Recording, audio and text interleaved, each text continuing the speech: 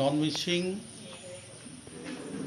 মানে জনগোষ্ঠীসমূহৰ আৰু 3গৰাকীকৈ কাৰ্যবাহী সদস্যও আছে।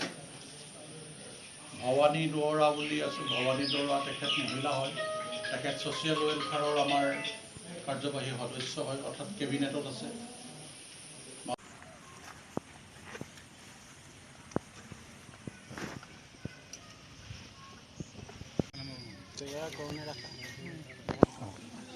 Sir, aku dah.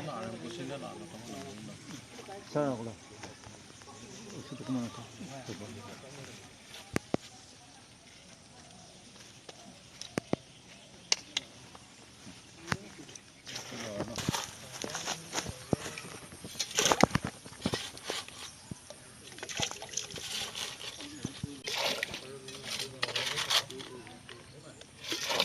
মিচিং স্বায়ত্তশাসিত পৰিষদৰ তৰফৰ পৰা 25 লাখ টকাৰ অনুদানেৰে এই মেলেং উচ্চ মাধ্যমিক বিদ্যালয় চৌহদত জনজাতি ছাত্ৰ ছাত্ৰীসকলৰ হোষ্টেল গৃহ নিৰ্মাণৰ কাৰণে আমি আধাৰশিলা স্থাপন কৰিছোঁ।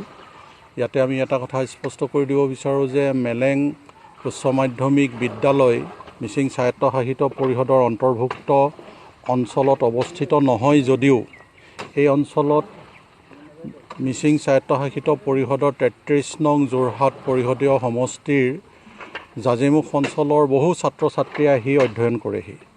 বাৰিষা সময়ত তেওঁলোকে তাৰ পৰা যাতায়াতৰ অসুবিধাত পৰাৰ কাৰণে শ্ৰেণীৰ পাঠ তেওঁলোকে আহৰণৰ পৰা বঞ্চিত হৈ থাকিব লগা হয় আৰু সেই অসুবিধাৰ প্ৰতি লক্ষ্য ৰাখি তেওঁলোকে ইয়াতেই থাকি লৈ যাতে অধ্যয়ন কৰিব পৰা যায় তাৰ প্ৰতি লক্ষ্য ৰাখি আমি এই ছাত্ৰ আৱাসটি আমি ইয়াতে স্থাপন কৰিছোঁ।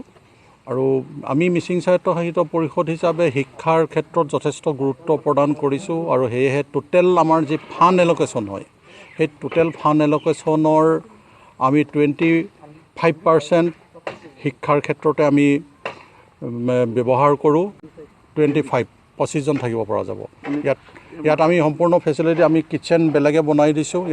দুটাকে যিহেতু ইয়াত ছোৱালীও থাকিব পাৰিব ল'ৰাও থাকিব পাৰিব, দুটা পাৰ্ট কৰি দিয়া হৈছে।